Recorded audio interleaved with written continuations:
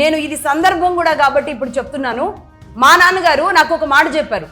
అంటే నువ్వు వేసుకునే డ్రెస్ వల్ల చెడ్డ బుద్ధి గల వాడికి కూడా మంచి ఆలోచన రావాలి, కానీ మంచి వాడికి కూడా చెడ్డ ఆలోచన రాకూడదు అని చెప్పారు.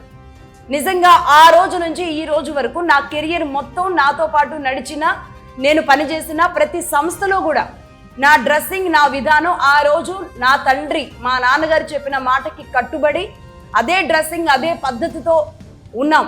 అంటే ఒక తండ్రి మాట ఆడపిల్లల మీద చాలా ప్రభావం చూపిస్తుంది. కాబట్టి తండ్రులు ఇలా ఉండాలమ్మా అని చెప్పాలి. సొసైటీలో యుద్ధం నేర్చుకోమని చెప్పాలి, యుద్ధంగా ముందుకు వెళ్ళాలని చెప్పాలి, మహిళలు వీర నారులని చెప్పాలి, ఝాన్సీ లక్ష్మీబాయిని గుర్తు చేయాలి.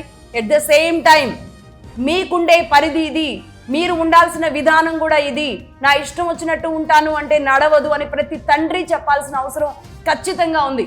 ఇది ఎవరి మనోభావాలు దెబ్బతిన్నా, ఎవరు ఏమనుకున్నా సరే నేను నిక్కచ్చిగా ఉన్నట్టుగా చెప్తున్నాను. ఇది నేను ఫాలో అయ్యాను. ప్రతి తండ్రి కూడా కనీసం ఈ జనరేషన్ ఫాలో అవ్వాల్సిన అవసరం ఉంది. ఫాలో అవుతారని ఆశిస్తున్నాను. ఇది ఎవరినో వ్యక్తిగతంగా టార్గెట్ చేస్తూనో, వ్యక్తిగతంగా ఎవరినైనా ఇబ్బంది పెట్టడానికో చేస్తున్న ప్రయత్నం కాదు, మాట్లాడుతున్న మాటలు కాదు. దయచేసి గమనించండి.